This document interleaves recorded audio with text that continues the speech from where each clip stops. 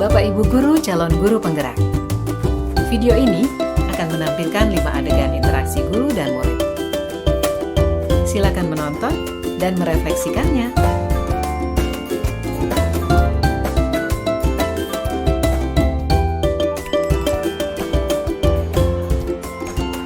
Pagi anak-anak, silakan PR yang kemarin Ibu berikan diletakkan di meja. Anton, kamu sudah mengerjakan belum? Belum mengerjakan saya, Bu. Kamu selalu ya nggak ngerjain PR. Sekarang kamu duduk di depan, lalu tulis. Saya berjanji tidak akan mengulangi lagi. Saya berjanji akan berusaha menjadi murid yang rajin belajar sampai pelajaran saya selesai.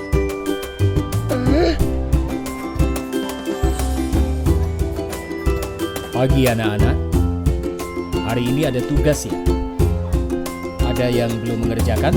Anton, kamu sudah mengerjakan? Belum, Pak. Kamu gak ngerjain tugas ya? Kamu mau jadi apa nanti? Kamu niat sekolah gak sih?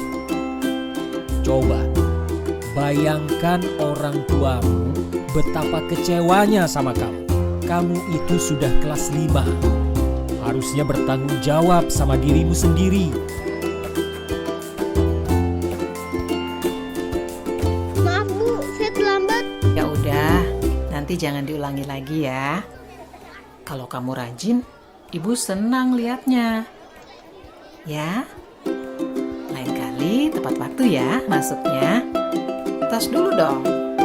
Kita kan teman. Wah, jadi kalau aku terlambat lagi, apa ya?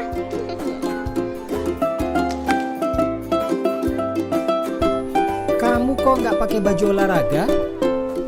Bapak catat, kamu sudah 3 kali loh nggak ikut olahraga bulan ini. Ya, Pak. Sudah 3 kali berarti saya dapat sanksi, Pak.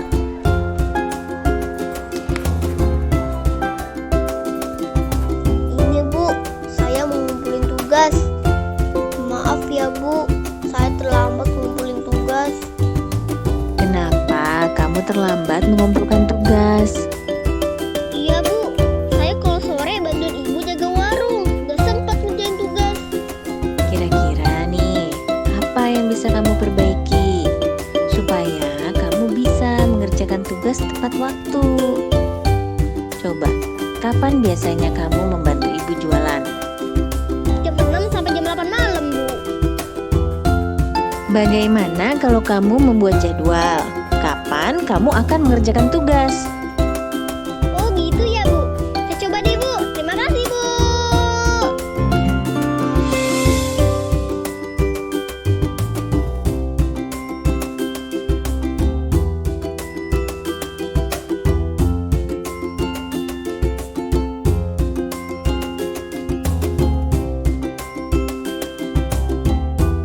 Selamat pagi Bu.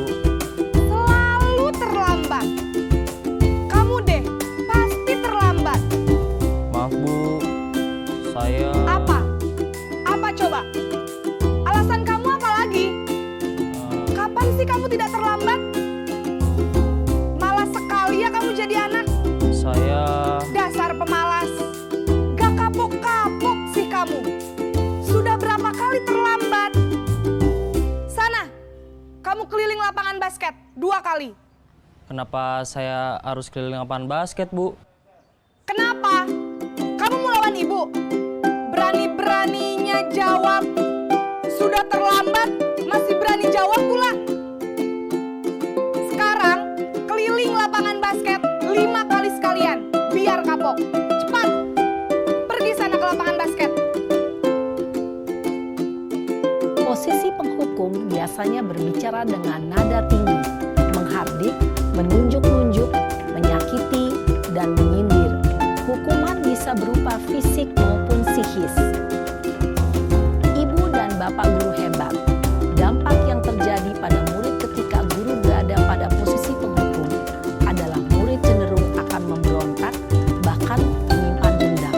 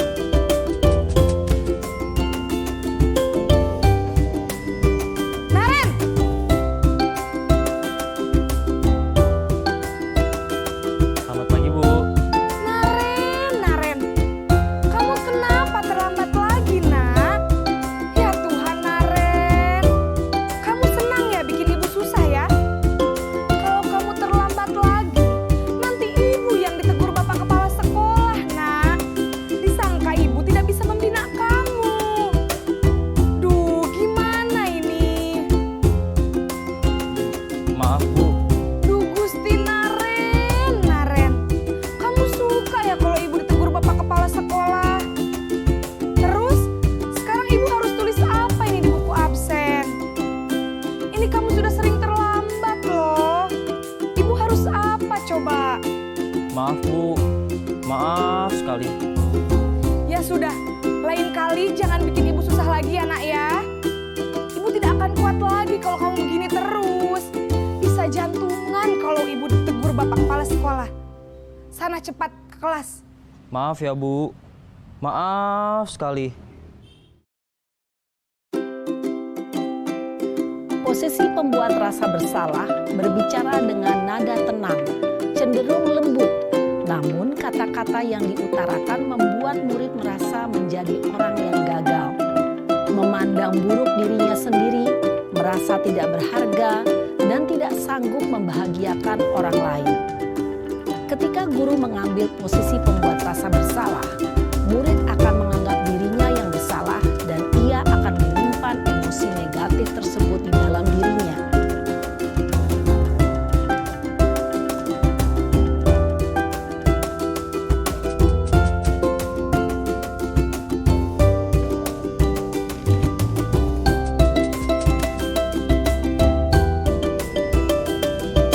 Naren!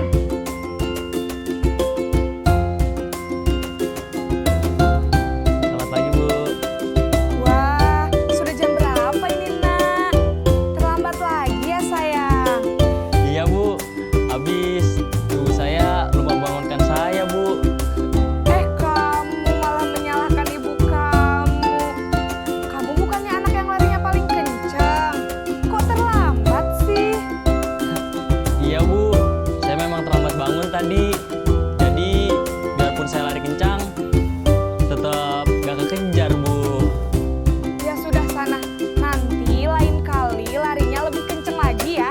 Biar gak terlambat lagi. Bikin seneng ibu, demi ibu. Bisa kan?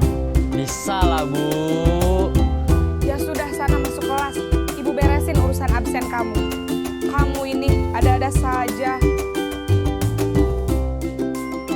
Dalam posisi teman, guru berbicara dengan nada suara ramah, akrab, cenderung bersenda gurau untuk menjaga suasana tetap santai. Murid akan merasa senang, aman, dan akrab dengan guru. Identitas yang tercipta adalah identitas sukses atau berhasil. Namun, perlu diingat, karena ini masih dorongan eksternal, maka ada faktor ketergantungan dari murid kepada orang tertentu. Di sini guru absennya, sehingga di lain waktu murid bisa berperilaku baik, namun hanya kepada orang-orang tertentu saja.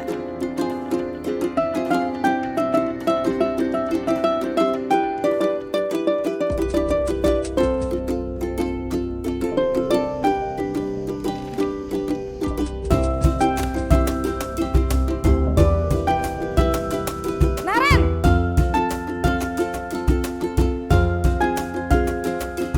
Selamat pagi Bu. Naren, apa peraturan sekolah kita tentang jam berapa kita harus masuk sekolah, nak? Kita harus di sekolah jam 7 Bu. Iya betul, sekarang sudah jam 7.20. Naren sudah tahu konsekuensinya jika terlambat hadir. Paham Bu, saya harus tinggal kelas pas jam istirahat selama 20 menit. Iya benar, konsekuensinya demikian. Jadi nanti jam 9.30 pas istirahat, kamu harus tinggal di kelas, kerjakan tugas tambahan untuk ketertinggalan kamu, ya. Baik Bu. Posisi pemantau mengandalkan penghitungan atau data untuk mengontrol murid. Guru mengarahkan murid berdasarkan peraturan dan konsekuensi. Seorang pemantau menunjukkan bahasa tubuh dan ekspresi wajah yang datar dan cenderung formal.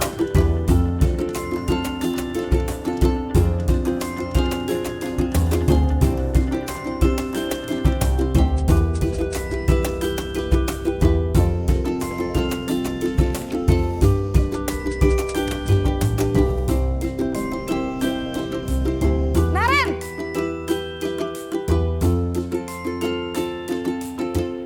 Selamat pagi Bu. Selamat pagi, Naren. Maaf Bu, saya terlambat. Iya, sekolah masuknya jam 7, sekarang sudah jam 7.20. Jadi sekarang bagaimana ini, Naren? Maaf Bu, saya lupa setel alarm saya semalam. Baiklah, menurut kamu, keyakinan sekolah yang mana yang perlu kamu tingkatkan? Menghargai diri sendiri dan orang lain mungkin ya Bu. Setuju. Jadi, apakah Naren meyakini prinsip saling menghormati tersebut? Iya Bu, saya meyakininya. Apakah Naren bersedia memperbaiki masalah keterlambatan ini? Bersedia Bu. Bagaimana kamu akan perbaiki masalah keterlambatan ini? Saya akan coba untuk tidak lupa menyetel alarm saya Bu. Baik, kalau Naren lupa menyetel alarm di rumah, ada orang yang kira-kira bisa bantu mengingatkan tidak? Ada Bu, kakak saya, Kak Ema. Ada lagi selain Kak Emma? Selain Kak Ema, ada ibu saya. Baik, jadi yang mengingatkan Naren adalah Kak Emma dan ibu kamu ya. Kira-kira akan mulai setel alarm kapan ya Naren? Setelah pulang sekolah, akan segera saya lakukan. Baik, jadi Naren akan setel alarm untuk bangun besok pagi dan akan diingatkan oleh kakak dan ibunda Naren ya.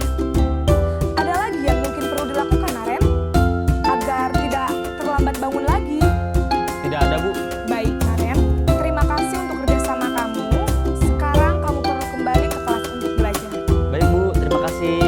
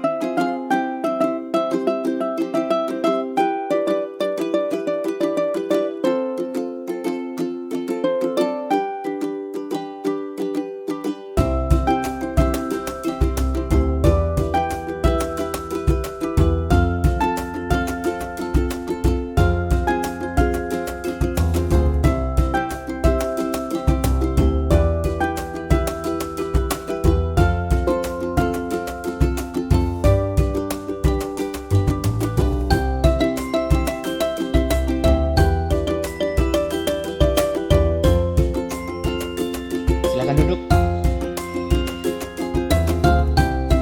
Bagaimana kabarmu, Aulia? Saya kesal sekali dengan ulah Nurul tadi, Pak. Dia tidak bersedia meminjamkan buku catatannya. Padahal saya hanya ingin menyalin tugas. Setiap orang tentunya kesal jika tidak diacuhkan. Lalu apa tindakan kamu tadi, Aulia? Tadi saya robek buku catatannya, tapi cuma sampulnya aja kok, Pak. Kesel banget saya. Wajar jika kita emosi. Lalu, apa Aulia puas dengan tindakan itu? Tentu tidak, Pak. Saya akui saya salah sudah merobek bukunya. Lantas, seperti apa sikap yang Aulia yakini? Harusnya saya lebih sabar dan menghargai milik orang lain. Jadi, apa rencana Aulia untuk memperbaiki keadaan ini? Saya akan meminta maaf kepada Nurul, Pak. Dan saya juga bersedia untuk mengganti sampul bukunya yang saya rusak tadi. Gimana, Pak? Setuju. Bagaimana perasaanmu jika sudah melakukan tindakan yang kamu yakini itu, Aulia? Tentunya, saya akan menjadi pribadi yang lebih tenang dan sabar, Pak. Baiklah, Aulia. Mari kita pikirkan penyelesaian masalah ini. Jika perlu, kita